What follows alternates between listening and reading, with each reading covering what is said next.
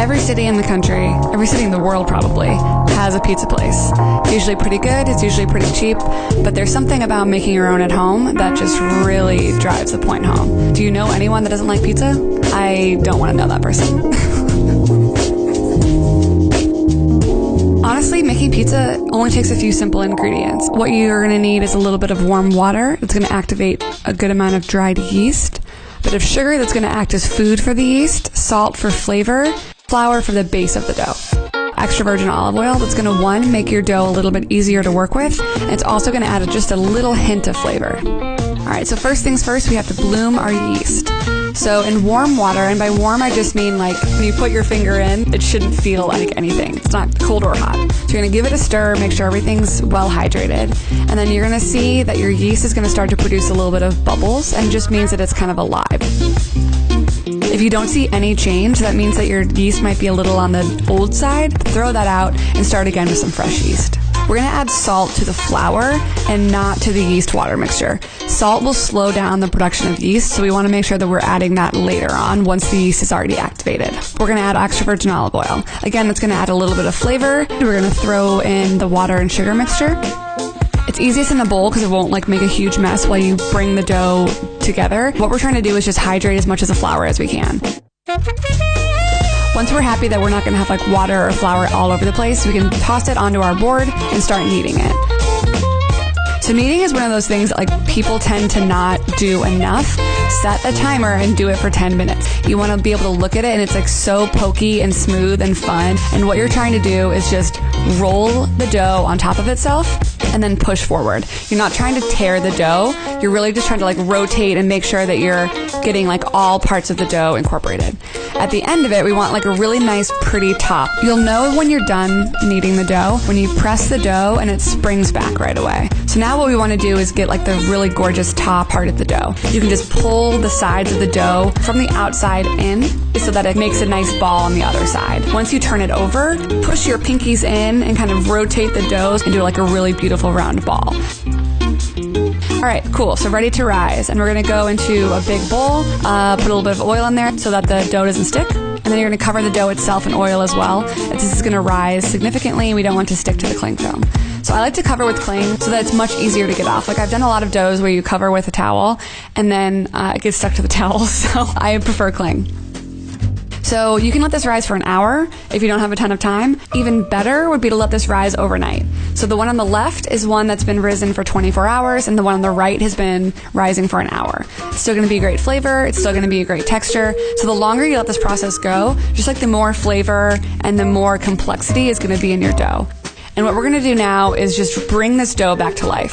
So a lot of work has happened with all this yeast and it's been a little bit uneven in the way that it's grown. And that's just like a totally normal process. So we're going to turn it out and we're going to knead it again for another minute or two. Nothing different about this process. Again, we're just evening out the bubbles that are inside the dough. We're going to do that shaping thing again. So use your pinkies, if you will, to kind of push and make it into a cute ball.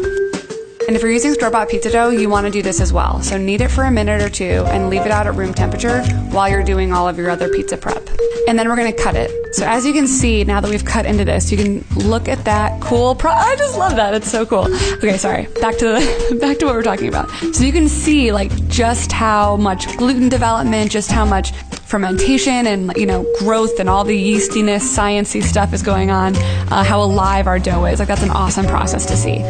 So this is a huge amount of dough. It should make about 4 good-sized pizzas. You can give one to each person at your party, each person in your family. You can shape them. You can freeze half of them or freeze 3 of them so you have some for later. It's really up to you. Add a little bit more flour, cover it with a towel, and let it rise for 1 more hour. One thing that you want to recreate from a pizzeria in your own home kitchen is getting your oven as hot as it possibly can. One thing that's going to help that is having something in the oven already preheating that's going to give you really good bottom heat. So you could do a baking sheet turned upside down. You could do a cast iron, which is really great at holding heat. And then the third option, if you are going to be making like a lot of bread or pizzas at home, is to get a pizza stone. And that really holds a lot of heat as well, and it's like a nice open surface. So let's talk sauce. There's a lot of different options out there and people like never really know which ones to get. So there's puree, and that's going to be like the finest of all of the tomatoes. Then there's going to be crushed. That might have a little bit of chunk left in it. Diced is going to be diced. So it's just cut up already. It's in its sauce. It's in its water. and then there's whole tomatoes. And so those are the most intact, and those are the ones that I recommend. You can crush them with your hands, or as we're going to do here, we're just going to use an immersion blender. Little safety PSA, if you have any leftover sauce, do not store it in the tin can. Store it in a separate container and make sure to throw the can away. Now let's talk cheese.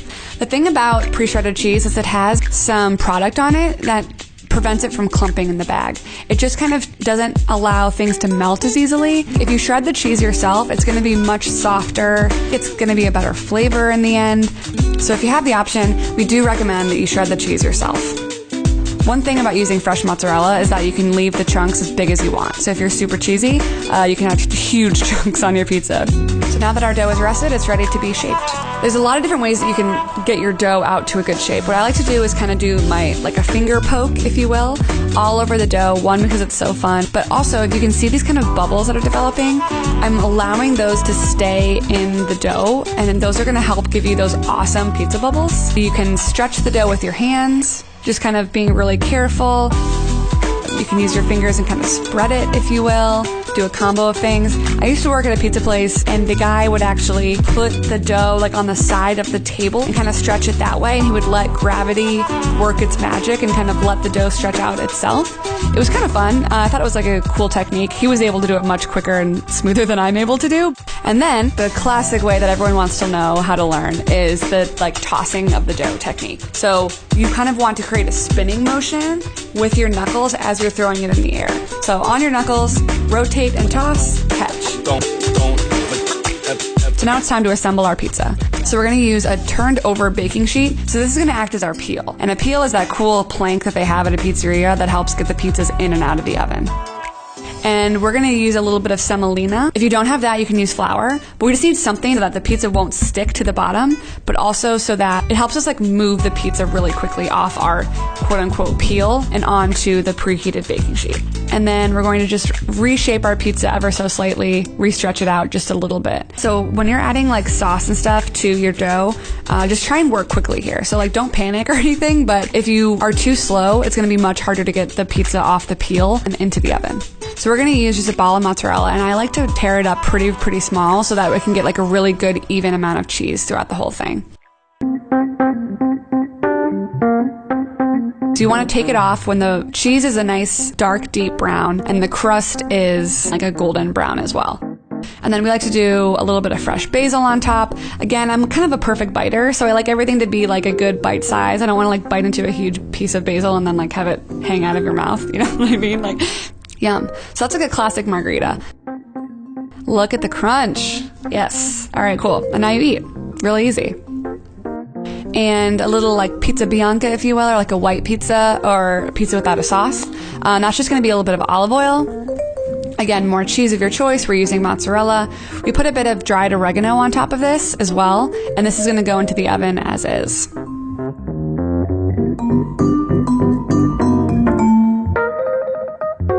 Yeah, this is a super easy one. At the end of the cooking process, we actually added some fresh ricotta, which is a really nice, fresh, cool bite. This is a great summertime option, I feel like. And then even on top of that, a little bit of fresh pesto that we had. So this is a really gorgeous, light, fresh pizza. It looks luxurious, right? There's something about it. It's just very I don't know, it's kid friendly, but it's also bougie friendly. And then obviously the other fan favorite is a good classic pepperoni. So with that, it's just cheese, sauce, spicy pepperoni. You can grate some fresh Parmesan on top at the end of it. None of that weird stuff in the canister. You gotta freshly grate it. So much better. Yeah, and the cool thing about pizza is whatever you want. My favorite toppings, seriously, I'm not even kidding, are bacon and olive. It's so salty and crunchy. It's so good. I love it.